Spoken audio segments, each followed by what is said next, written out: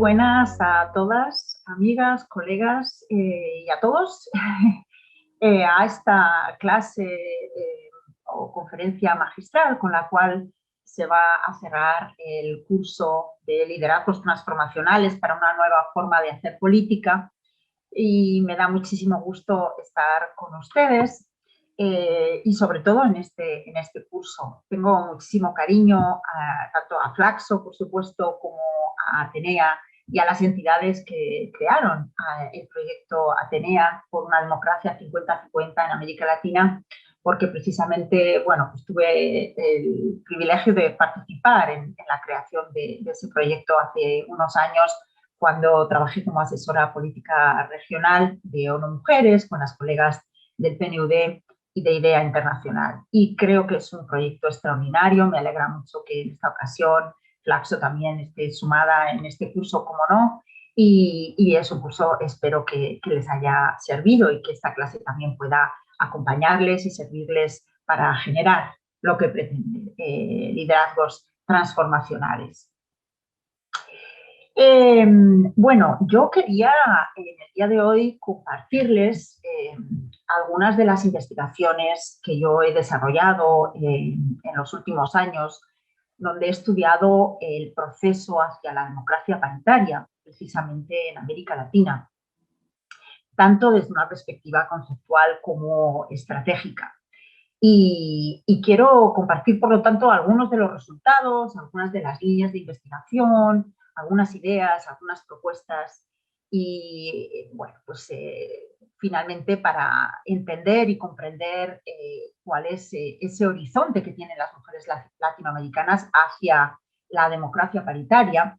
Y para eso, pues me parece muy importante hablar del concepto de ciudadanía y de democracia en América Latina y de democracia y de ciudadanía de las mujeres, y entrar también en ese proceso que yo he denominado paritista latinoamericano y que, bueno, pues nos da algunas pistas de, sobre todo, cuál ha sido el rol del movimiento amplio de mujeres, y ahí es donde quiero entrar, qué sinergias, qué resistencias ha tenido, pero sobre todo qué sinergias, qué alianzas se han generado y cuáles son los retos y oportunidades que tenemos justamente hoy, cuando pues, la pandemia ha puesto sobre la mesa, ha puesto en evidencia las brechas y resistencias que existen todavía para lograr una igualdad sustantiva en América Latina y en todo el mundo, pero en particular en América Latina.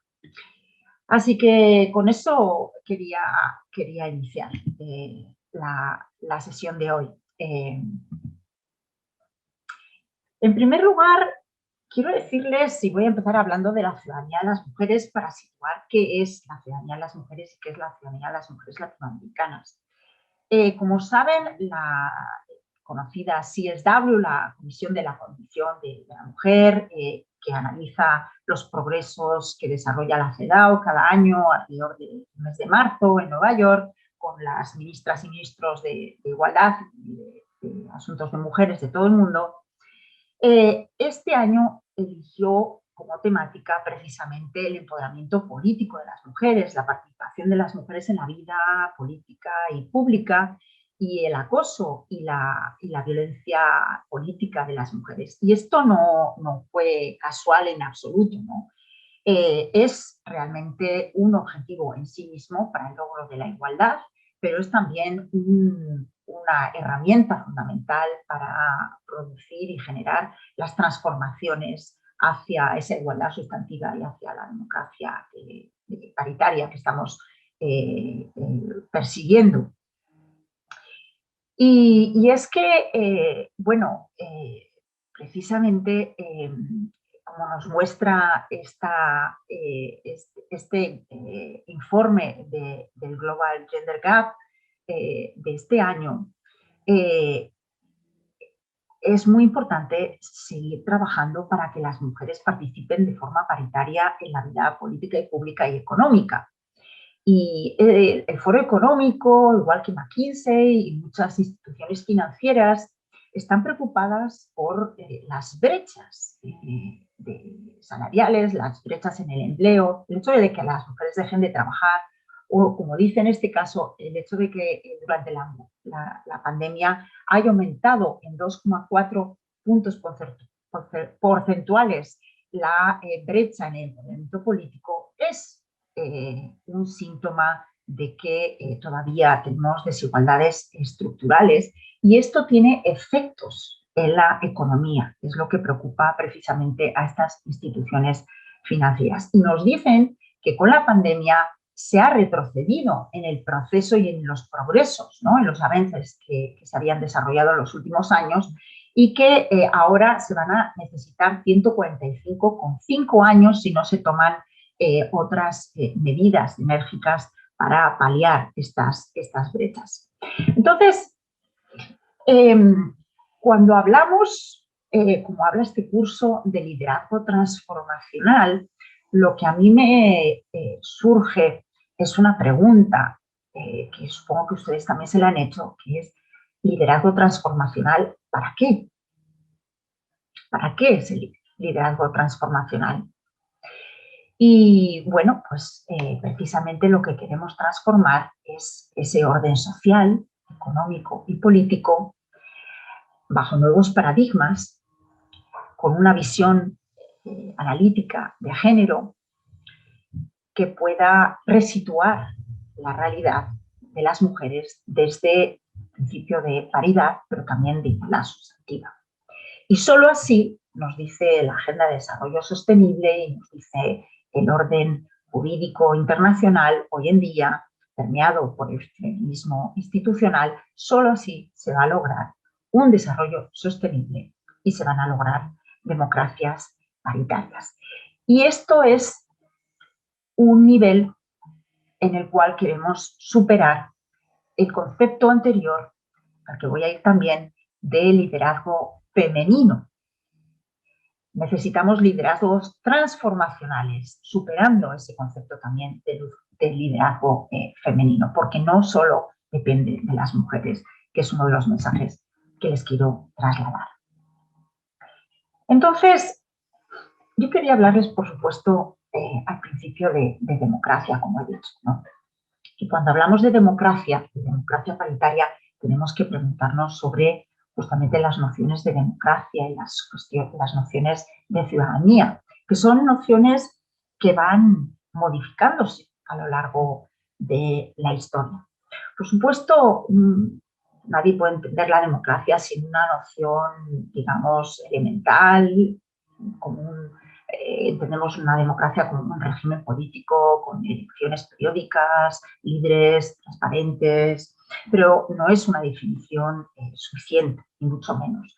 Y cuando hablamos de democracia paritaria estamos más entendiendo la noción, siguiendo a Rawls y a otros politólogos que estudian sobre la teoría política del Estado y que piensan en una democracia pensada en términos de logro de consensos, de la gestión, de la pluralidad, de las diferencias, desde la convivencia, desde una disputa de las diferencias entre todos. Y cómo no va a haber una gestión desde la pluralidad si no están hombres y mujeres representados en esa democracia. Pues esta es una de las primeras cuestiones, ¿no?, que se plantea el feminismo. Y es que cuando pensamos en la historia del Estado y la historia de las democracias, lo que vemos es que la realidad de las mujeres y el estatus de las mujeres como ciudadanas ha sido olvidado. Las mujeres no estaban en el Estado liberal, en el Estado posteriormente, en el Estado social, entendiendo la realidad de las mujeres y esas desigualdades estructurales que están en las mujeres en términos generales en todo el mundo. Y me quiero referir brevemente a la historia moderna, muy rápidamente, para entender digamos, cómo vamos mutando los conceptos de ciudadanía civil, de ciudadanía política y de ciudadanía social, ¿no? Es una evolución que me parece importante para entender también la evolución en América Latina respecto a la paridad y a la democracia paritaria como horizonte.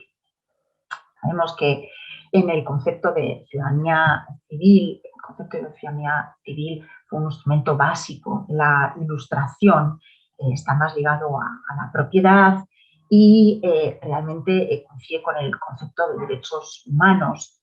Pero en ese concepto de ciudadanía civil las mujeres no estaban, ni las mujeres ni otras personas que no estaban consideradas, como sabemos, ni en su titularidad ni el ejercicio de la ciudadanía. Uno de los grandes ilustrados, Rousseau, precisamente fue uno de los mayores denostadores de la ciudadanía de las mujeres. Las mujeres carecían de esa virtud, ¿no?, de la razón crítica ligada al poder y a la abstracción. Las mujeres tenían solamente una razón práctica ligada a la maternidad, a los cuidados, al hogar y a lo concreto, ¿no? Y bueno, tanto es así que algunas de las mujeres que abogaron por que hubiera también una declaración de derechos no solo del hombre y del ciudadano, sino también de las mujeres, de las ciudadanas, como Edith Bruce, fue guillotinada, y el debate más o menos ahí quedó, ¿no? Hasta que llegan las sufragistas y logran incorporar el derecho al sufragio, ¿no?, a lo largo del siglo XX fundamentalmente, y logramos que las mujeres pudieran tener derecho al voto. Algo que de hecho se logra en la mayoría de los países solo a partir de mediados del siglo XX, como sabemos, ¿no? La ciudadanía política se vincula a lo largo del siglo XX, de hecho, a la nacionalidad, ¿no?, y a la capacidad de las personas de participación política en un Estado a través de los distintos cauces establecidos. Y en paralelo, a partir sobre todo de la Segunda Guerra Mundial, se va desarrollando el concepto de la ciudadanía social. Un concepto muy importante que desarrolla, entre otros, me gusta referirme a Thomas Marshall, porque fue realmente un autor que analiza el concepto y preconiza, digamos, de alguna manera, el concepto, la ampliación del concepto de ciudadanía hacia los derechos sociales, económicos, y que establece esta otra dimensión de los derechos subjetivos, que es la ciudadanía social, y que da lugar al concepto del Estado social y el Estado de bienestar que, como sabemos, se ha desarrollado en los países, sobre todo en los países occidentales, de distinto modo según la relación que tuviera el mercado, la familia y el Estado. Estas tres nociones van a ir ampliándose, como vemos, y van a ir amplificando los derechos de la ciudadanía, ¿no?, hacia todos los derechos subjetivos, y de ahí el concepto de igualdad sustantiva, que exige a los Estados una estrategia integral para hacer posible, ¿no?, una equidad y unas oportunidades y condiciones que permitan a todas las personas, a todos los hombres, sobre todo, esa igualdad de condiciones y esos derechos subjetivos, ¿no?, para la participación a través de todos los cauces establecidos en el Estado y a través del Estado en las distintas entidades. Bueno, el feminismo, como sabemos, primero sufragista, como he dicho ya, va luchando por el derecho al voto, pero es a partir de los años 70 cuando realmente se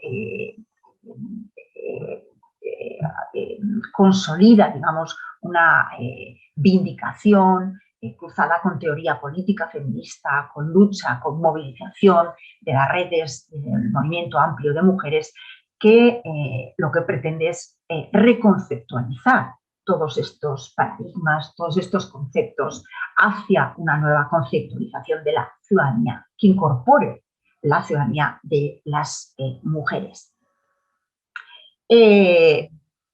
Este concepto de ciudadanía básicamente las dos reivindicaciones más importantes a partir de los 70 y los 80 van a ser el famoso lema lo personal es político, ¿no? Del feminismo radical y después del feminismo socialdemócrata y progresista.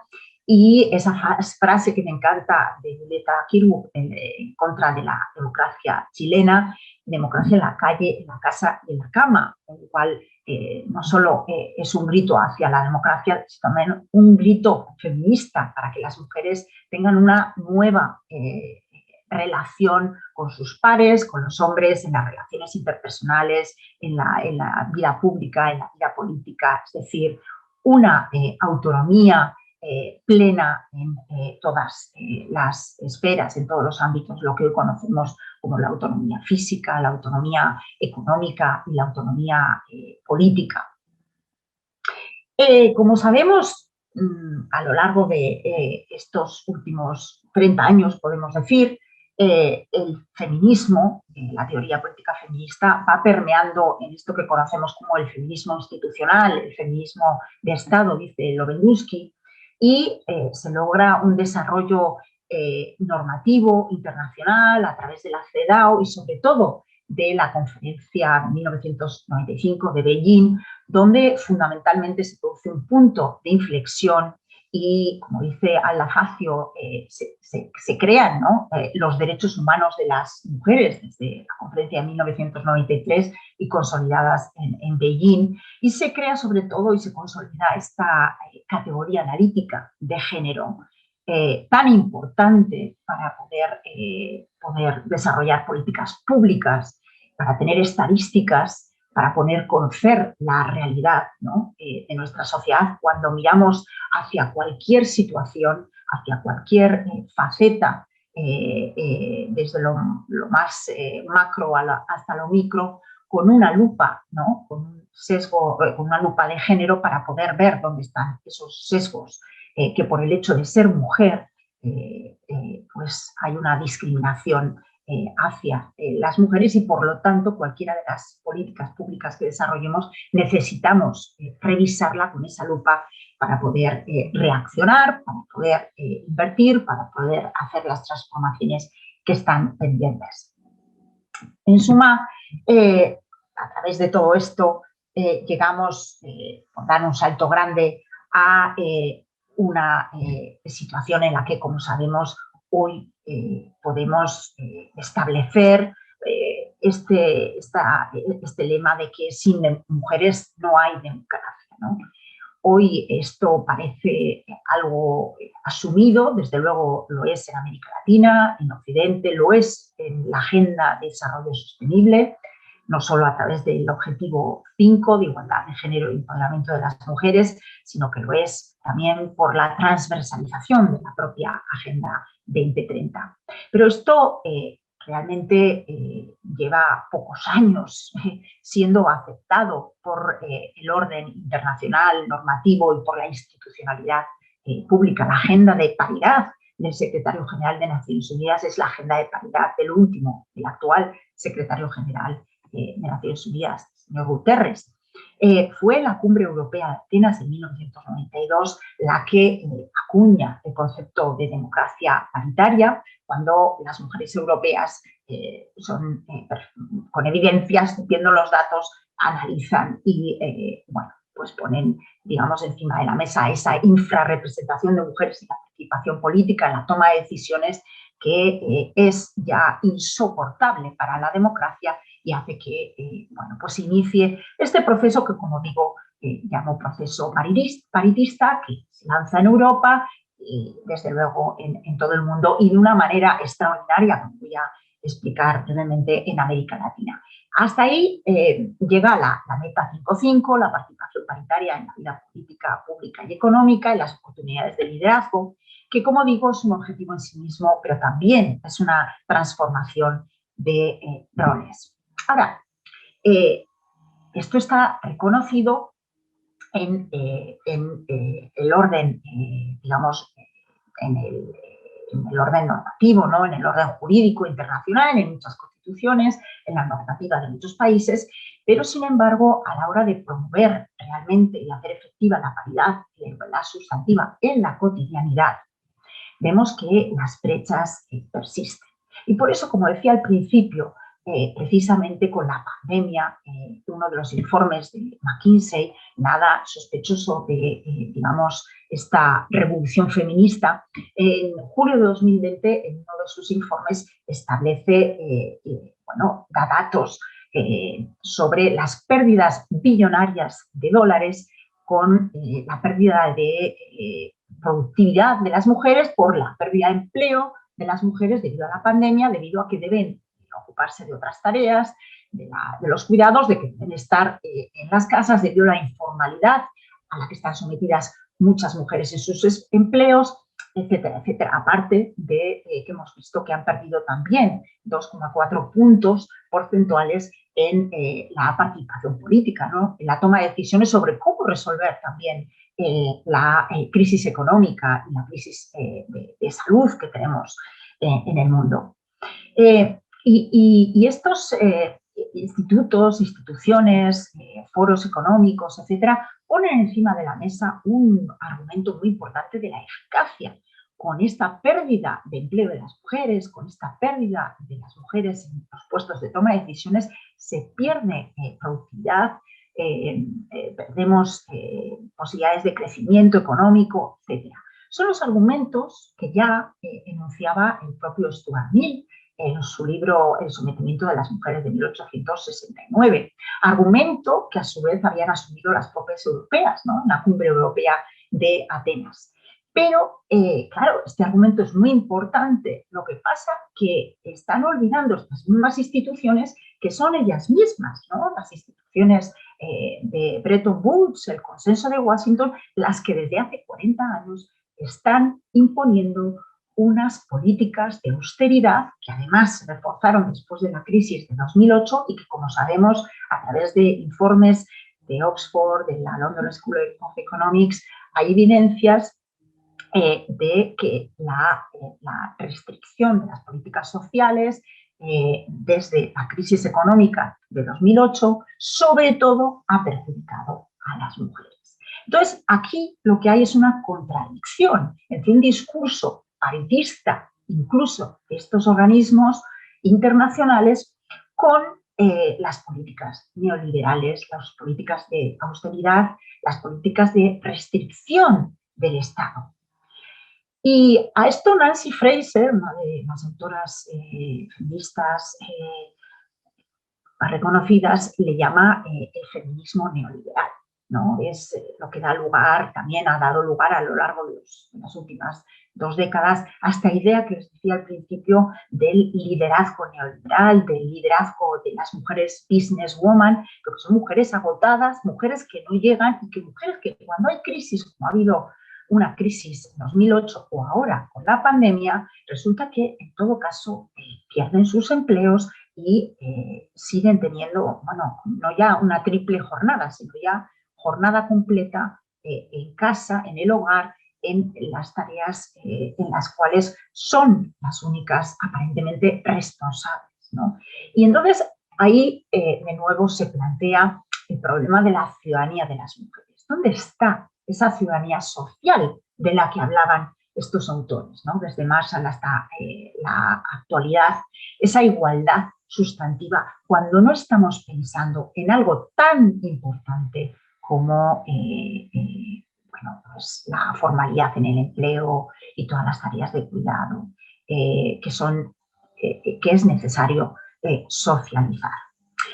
Entre otras autoras, Mary Bird nos habla de la necesidad no de que cambien las mujeres, no de que cambien las mujeres, sino de que cambie el ejercicio del poder y de que cambie la concepción del poder, para que las mujeres realmente no solo puedan ejercer el poder, sino que puedan también ser en su cotidianidad, pues tener igualdad de condiciones y oportunidades para ser quienes quieren ser, ¿no?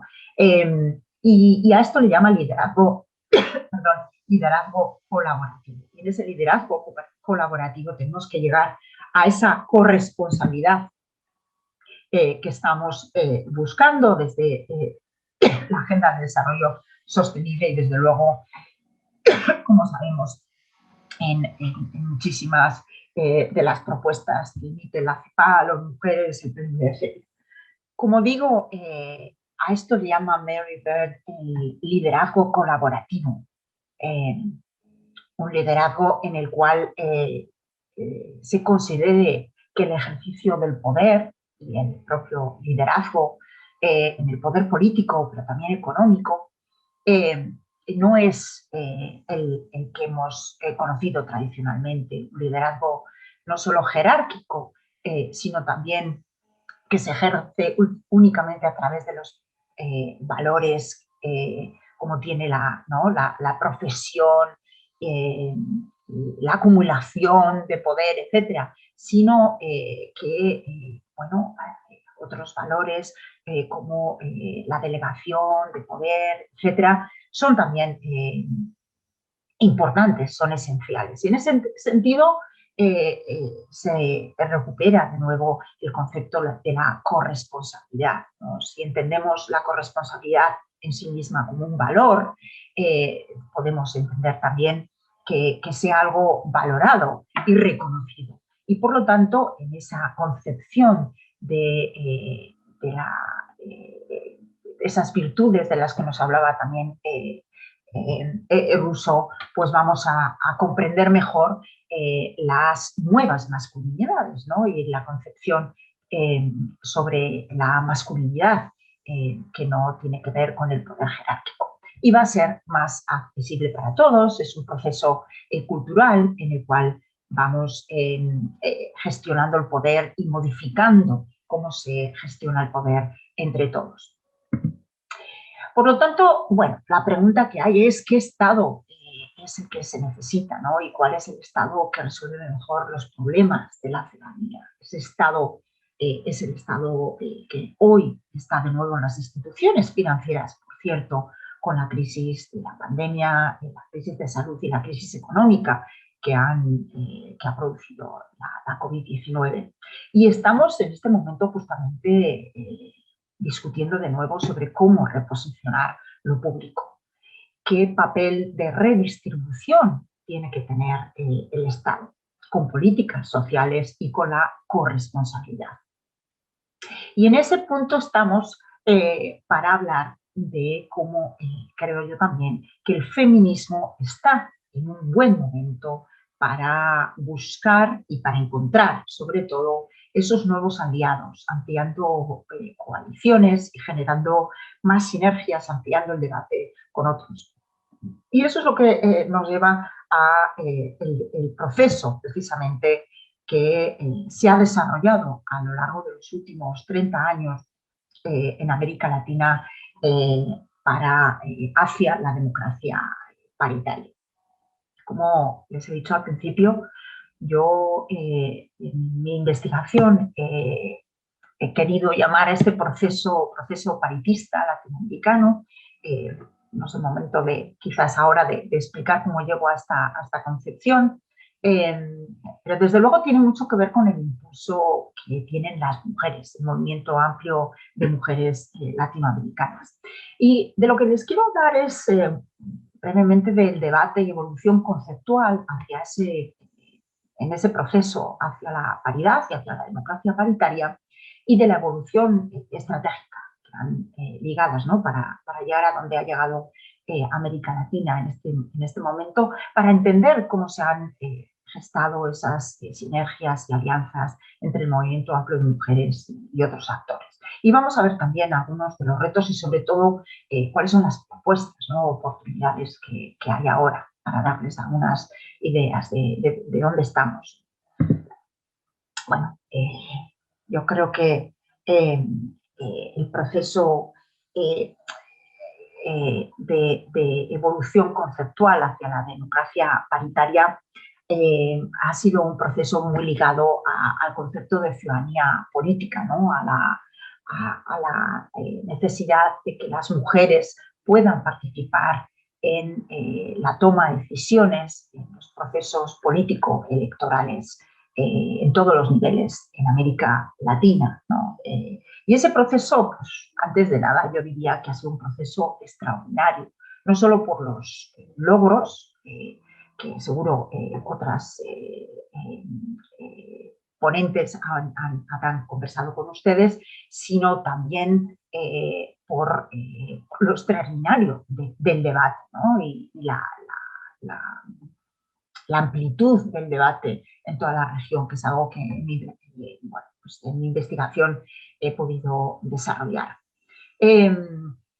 Desde luego va muy ligado el proceso a todos los factores que influyeron en la tercera ola democratizadora y al rol que tuvieron las mujeres desde los años 80, no solo como el propio grito de Violeta Kirkwood, sino la chilena en contra de las democracias, de las dictaduras, perdón, en los años 70-80, sino también la coincidencia de esa ola democratizadora con los procesos de la CEDAW, con cómo se involucraron las propias mujeres en México previamente a la conferencia de la CEDAW y posteriormente a los debates, a los encuentros feministas, bueno, ha habido una movilización absolutamente extraordinaria de mujeres. Creo que el español, el hecho de que haya una conexión, digamos, fácil, sencilla, básicamente en casi todo el continente en el mismo idioma, y las brasileñas se entienden con las latinas, digamos. Hay también factores históricos, hay factores culturales que han permitido, ¿no? que haya unas redes que yo creo que no existen en otros lugares del mundo, ¿no? de tanta conexión, y ha coincidido también con la era de la digitalización desde hace más de 10 años, lo que ha permitido que a través de muchas redes sociales las mujeres estén rápidamente conectadas y sepan lo que está sucediendo, cómo han resuelto las trabas, los problemas, cómo han desarrollado proyectos, etcétera, etcétera. Desde luego el proceso conceptual se inicia, y es además el primer país en todo el mundo que lo inicia, con Argentina en 1991, con la ley de cupos, y va desarrollándose en toda la región. Hoy en día casi todos los países de América Latina, con muy pocas excepciones, tienen un porcentaje puede ser de escaños o de posiciones, de salida, de llegada, depende de cada país, que va entre el 20 y el 50%, ¿no? que tienen que ser destinados a mujeres. El número, digamos, el avance legislativo que hay en América Latina, yo creo que es único, es insólito en el mundo. Hay otros países donde también se ha desarrollado, en todo el mundo también, pero no hay ese nivel, digamos, de leyes, ¿no? En términos cuantitativos como hay en América Latina. Y más aún, cuando desde el año 2007, a partir de Ecuador, Bolivia, etcétera, los países están legislando ya una medida que llaman definitiva, ¿no? Ya no es una medida afirmativa, sino que es permanente, como es la paridad 50-50 y más, ¿no? No como en Europa, que en general está en una representación equilibrada que dicen las europeas entre el 40-60, como hace España, por ejemplo. Y bueno, aparte de esto se refleja en que se ha triplicado, ¿no? La representación de las mujeres en los últimos años. Por supuesto, las brechas siguen, hay resistencias, y hay resistencias a esa política de la presencia de la que nos habla Ann Phillips, y una de las resistencias más importantes que habrán analizado también es la violencia política. Yo creo que este es un tema muy importante, no voy a entrar en él, pero yo creo que es uno de los grandes temas a tratar, ¿no? Cuando hablamos de la necesidad de más sinergias y alianzas para la participación política de las mujeres en América Latina. No es aceptable el acoso y la violencia política. Que un diputado en su momento le dijera a una diputada colega: no la violo porque no se lo merece, y que esa persona hoy sea presidente de su país, es algo inaceptable. Esto no puede pasar. no puede ser soportado por la sociedad que estas cosas pasen. Y eso es soportado porque por mucho que haya leyes, todavía hay una infravaloración de las mujeres. Se las ve todavía como usurpadoras. Y ese es el punto, ¿no? Que hay que discutir sobre el concepto de ciudadanía política de las mujeres todavía. Esa catalogación que hace o clasificación que hace Pitkin entre la representación simbólica, descriptiva y sustantiva, todavía está muy presente en América Latina. Lo está en el mundo entero, pero en América Latina yo creo que hay que discutir todavía mucho sobre cómo avanzamos de lo simbólico a lo descriptivo y de lo descriptivo a lo sustantivo. ¿Cómo llegamos a la paridad efectiva, a que realmente sea reconocida como una par, como una igual, ¿no? con equivalencia las mujeres y los hombres? Y eso es la meta 5.5, como sabemos. Pero sobre todo, también me parece muy importante entender que en todo ese proceso, además de esas resistencias como el acoso y todas las resistencias que hay, llamadas resistencias en la competencia político-electoral, hay otras resistencias que llaman o que están limitando la concepción de la ciudadanía plena de las mujeres en América Latina. Y es esa concepción restrictiva todavía del Estado. Son estados débiles, con políticas sociales débiles y, como he dicho, bueno, pues el consenso de Washington tampoco ayudó, pese a que haya habido gobiernos. Se habla de la marea rosa o rosada en la primera década del siglo XXI, con hasta 2/3 de la población bajo gobiernos socialdemócratas, progresistas, muy distintos. No voy a entrar en eso, pero pese a todo eso, pues realmente digamos, la capacidad de los estados, la capacidad institucional, la capacidad de recursos, la capacidad fiscal y las políticas sociales son limitadas. Y es lo que limita la ciudadanía social de las mujeres. Por lo tanto, por ahí está todavía la necesidad de ampliar el concepto de paridad para llegar a la democracia paritaria en América Latina. Entonces, desde la perspectiva, digamos, conceptual, estamos en un momento en el cual, como he dicho antes, con la pandemia, necesitamos reposicionar el Estado, y creo que es una oportunidad para incorporar en el concepto de paridad, esta paridad sustantiva, la ciudadanía social. Quiero hablarles ahora de ese proceso estratégico que ha llevado el proceso hacia la democracia paritaria hoy en día en América Latina, ¿no? Y en ese proceso, como les he dicho antes, el elemento vertebrador, el elemento común, el elemento más constante ha sido el movimiento amplio de mujeres. A mí me encanta la definición que hace Gina Vargas en uno de sus textos habla del sentido de la colectividad feminista latinoamericana, ¿no? Y yo encuentro similitudes entre ese concepto con el concepto de Hobson sobre el marco cognitivo de las mujeres, donde hay una reivindicación común, colectiva, hacia pues la categoría mujer en igualdad de condiciones que la categoría hombre, ¿no? Y esto es lo que yo creo que ha guiado la lucha del movimiento amplio de mujeres latinoamericano desde los años 70, desde los años 80 hasta la actualidad. Quisiera brevemente hablarles de cómo este movimiento amplio de mujeres se ha gestado en estos años, destacando quizás 4 elementos, ¿no? Estos son que yo considero que este movimiento amplio de mujeres ha funcionado como una práctica social y cultural. Yo hablo de un proceso ideológico. Luego quiero hablarles de la gran diversidad y heterogeneidad que hay en este proceso, pese a la unicidad de objetivo, o sin perjuicio de, más bien. y luego les hablaré de lo complejo de este proceso y en último término les quiero hablar de la tipología de actores que han trabajado, ¿no? que han actuado, interactuado en este proceso hacia la paridad en estos años. En primer lugar, a mí me gusta hablar de que este movimiento hay que verlo como una práctica social, como una práctica social y cultural que podemos asimilar a un proceso ideológico, ¿no?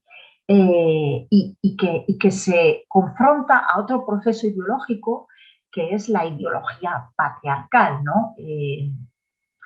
Lastimosamente, encima de estas dos ideologías está el mantra neoliberal, ¿no? Como nos dice Wendy Brown, y bueno, es un tema sumamente interesante, pero incluso bajo ese mantra ha podido avanzar esta práctica social y cultural, este proceso ideológico hacia la igualdad de género en América Latina.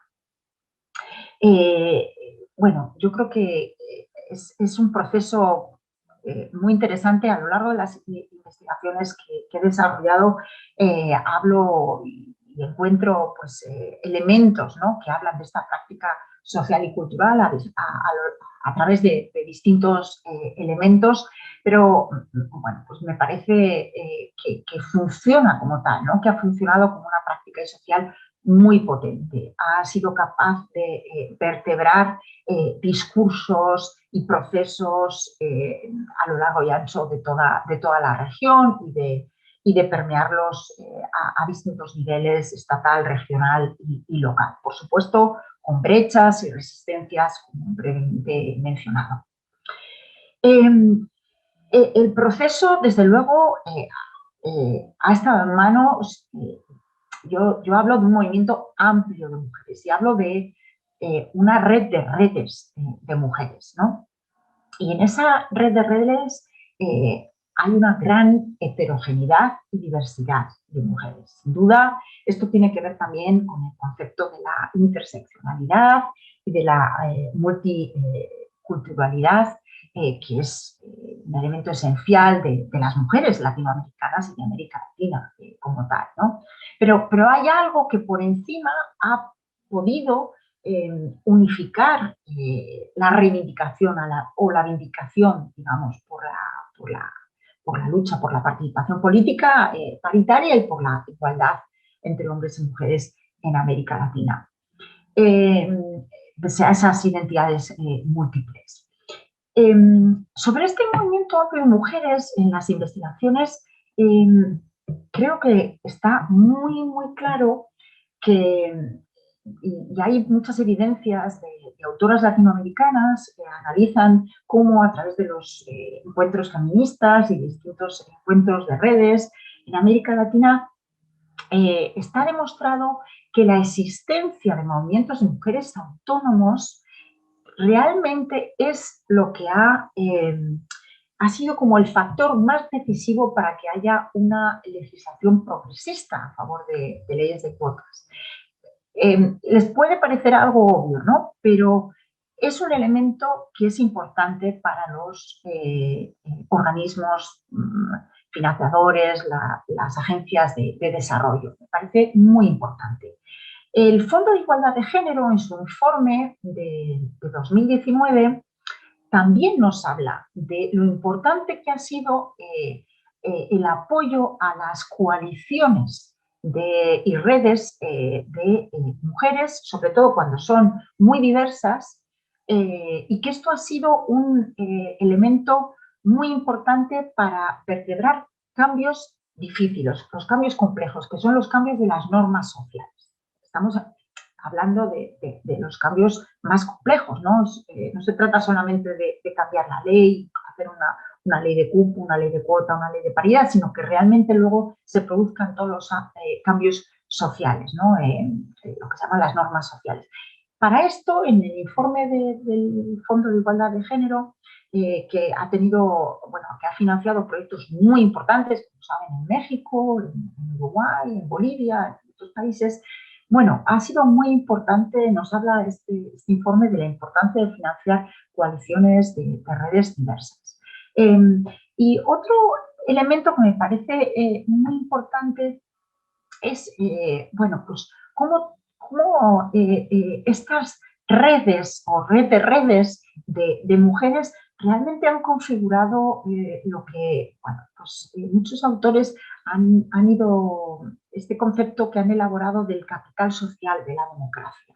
Yo creo que es un concepto importantísimo, cada día más importante en organismos multilaterales, tan importante como el capital económico y otros capitales institucionales. Y este capital social de la democracia en América Latina no se puede entender desde mi punto de vista sin el movimiento amplio de mujeres. Y esto va a tener mucha importancia y está teniendo mucha importancia en cómo se resuelve también la pandemia, ¿no?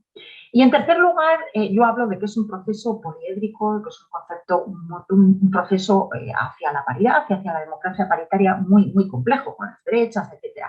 Y ahí es donde entra este concepto tan bonito que enuncia Lagarde, entre otras, de la sororidad, de todas las complicidades críticas de las mujeres, ¿no? La conciencia crítica de la desigualdad de género que comparten las mujeres y los movimientos de mujeres. Bueno, hay muchos elementos de los cuales me gustaría hablarles, creo que no tengo suficiente, no es el espacio para entrar en todos los detalles, pero hay elementos súper interesantes sobre este proceso complejo, las alianzas, el cruce de ciencia política, etc. Yo en mi investigación he dividido a los actores a nivel regional y de ahí pues también se puede hacer un análisis, lo he hecho en algún caso a nivel de algunos países, entre agentes o actores movilizadores y agentes o actores de toma de decisión, decisores. En todos esos agentes, los movimientos de mujeres, las mujeres en sus distintas facetas, podemos decir, están presentes. Y el elemento de la rotación, yo hablo de puertas giratorias, no como puertas giratorias de las élites que giran para perseguir sus propios intereses, sino puertas giratorias de mujeres, pero donde lo que giran son las ideas precursoras de la igualdad de género.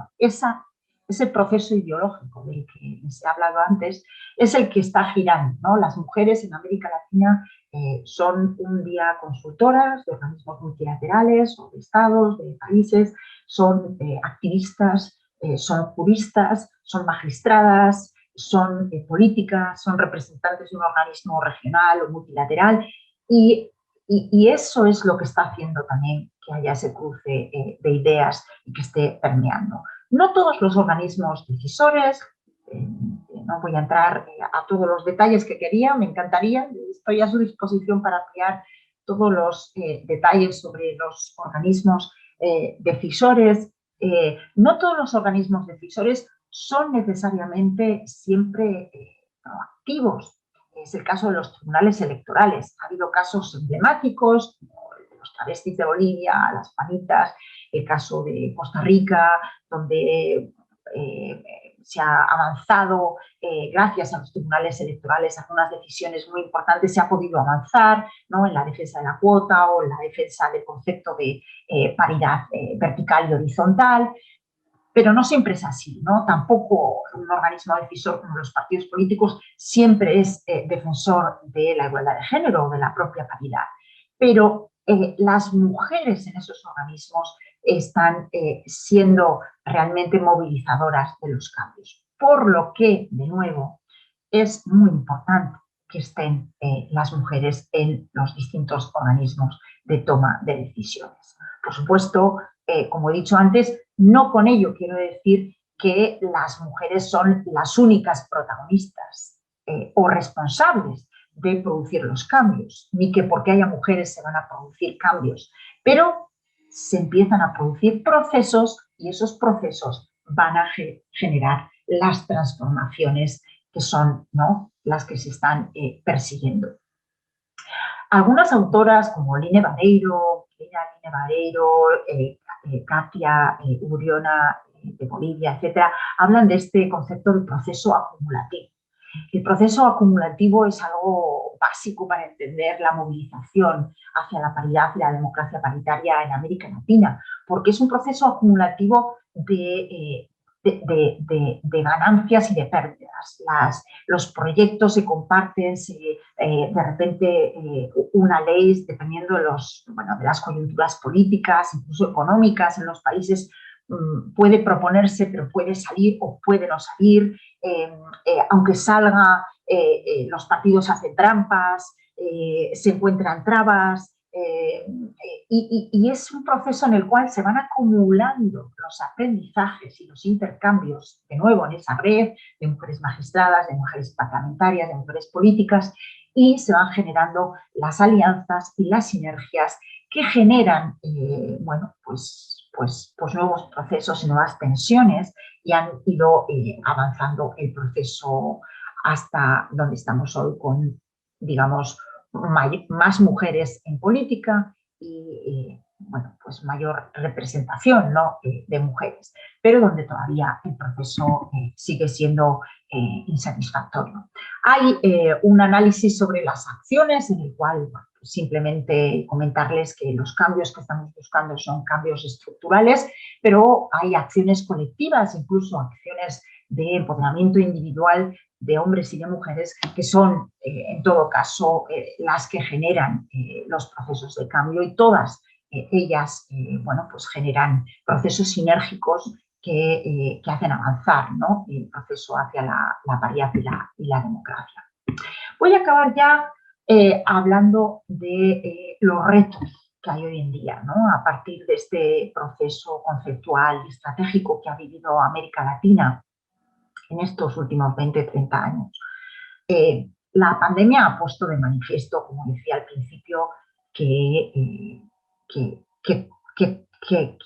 la situación todavía es una situación de brechas y de grandes desigualdades y de dificultades estructurales, ¿no?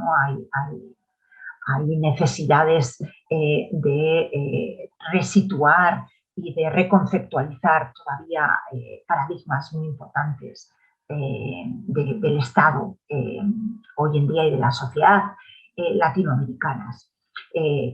Es un momento en el que no se puede dar ni un paso atrás. Hay consensos en peligro, advierten de ello ONU Mujeres, el PNUD y otras instituciones importantes. Hay consensos en el orden internacional y también en el orden latinoamericano, desde Beijing, que están hoy en día poniéndose, digamos, en riesgo, que se están discutiendo de nuevo, y esto no puede ser. No puede ser. La meta 5.5, la Agenda de Desarrollo Sostenible, es una meta hacia la que hay que ir, sí o sí, es para toda la sociedad, y solo tendremos un desarrollo sostenible y paritario si las mujeres son forjadoras, beneficiarias, protagonistas, igual que los hombres, de ese desarrollo, ¿no? Tenemos que amplificar el concepto de ciudadanía política hacia la ciudadanía social. Creo que es muy importante entrar en este concepto, digamos, en la conceptualización de la ciudadanía y de la paridad, entender la necesidad de reposicionar lo público, como se ha visto con la pandemia. Creo que hay una enorme oportunidad. Las instituciones financieras internacionales se están haciendo, están ellas mismas poniendo, enunciando en nuevos informes la necesidad de este reposicionamiento de lo público. Así que es una oportunidad, es la oportunidad de una estrategia integral hacia la igualdad sustantiva y a la igualdad social real entre hombres y mujeres. Y ahí es donde entra también la necesidad de ampliar las alianzas. No es solamente responsabilidad de las mujeres. Las transformaciones pendientes no son responsabilidad solo de las mujeres. Es importante, es necesario, la política de la presencia no puede ser más importante, pero necesitamos que haya aliados. Los aliados, desde luego, son los hombres, son las instituciones públicas, privadas, todos. Tienen que estar, esta concienciación crítica de la igualdad entre hombres y mujeres tiene que vertebrar todas las dimensiones de nuestra vida. y para ello necesitamos reforzar una educación integral en valores y este concepto de nuevas masculinidades es fundamental. Y esto es lo que quería contarles. Yo creo que es una gran oportunidad para todas. Animo muchísimo a todas las mujeres políticas, a las candidatas que están en este momento presentándose a nuevas elecciones. Es un momento muy importante. América Latina tiene retos, tiene desafíos fundamentales en todos los ámbitos. Y bueno, pues quedo a su total disposición. Me pueden encontrar en mi correo electrónico, estoy a su disposición para lo que necesiten. Les agradezco desde ya que me hayan escuchado, ojalá que les haya interesado y les mando un abrazo muy fuerte. Cuídense.